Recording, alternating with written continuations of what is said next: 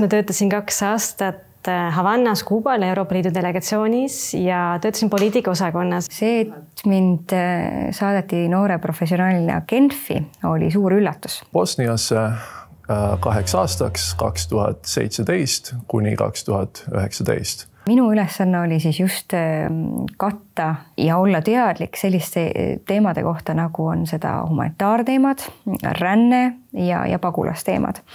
Genf on humanitaarpealinn ja need teemad on seal väga ulatuslikud, nii et neid teemasid ma siis ka ÜRO juures jälgisin. Töötades õlg-õla kõrval teiste diplomaatidega Euroopa delegatsioonis, mis on ühtlasi maailmas 3. kõige suurem delegatsioon Bosnias, et sain kogeda täiel määral Euroopa välispoliitikat ja tunnetust, kuidas oleks karjäär või elu Euroopa diplomaadi, Euroopa Liidu ametnikuna. Töötamine rahvusvahelises organisatsioonis ise on juba hästi unikaalne kogemus, eriti eestlaste jaoks. Meid on seal alati liiga vähe. Kindlasti tasuks juba selle pärast selles võimaluses kinni haarata.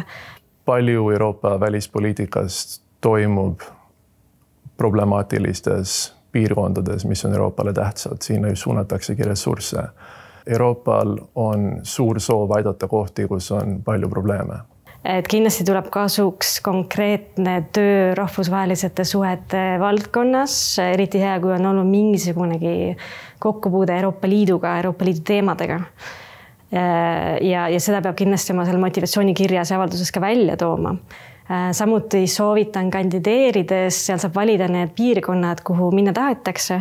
Mina panin sinna Ladina-Ameerika, Aasia ja Aafrika ja mulle tehti pakkumine, et Kaisa, sinu tausta vaadates meile tundub, et rahvusvaheline õigus, rahvusvahelised suhted, et sa sobiksid väga hästi sellisesse multilateraalsesse süsteemi ÜRO juurde, nagu seda on siis Genfi kontekst.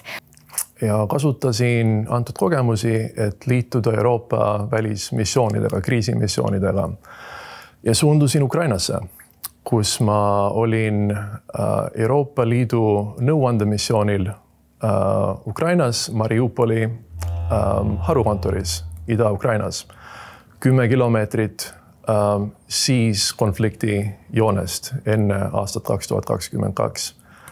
Ja ma veetsin Mariupolis 1,5 aastat. Kõigepealt ma ütleks seda, et Euroopa Liidu institutsioonides töötades, eriti Euroopa välisteenistuses, on ikkagi eelduseks, et sa esindad Euroopa Liitu ja mitte oma liikmesriiki. Paratamatult me kõik toome kaasa mingid kogemused, hoiakud ja seeläbi siis mõjutame Euroopa Liidu otsustusi või ka poliitikaid. Ja kindlasti on kasulik Euroopa Liidu institutsioonidele, organisatsioonidele endale saada sellist Eesti lähenemisnurka ja perspektiivi. Ja see kindlasti rikastab. JPD programm annab väga palju võimalusi ja sellise hüppevõimaluse karjääriredelile. See avab uksi. Teine asi on kindlasti kontaktid.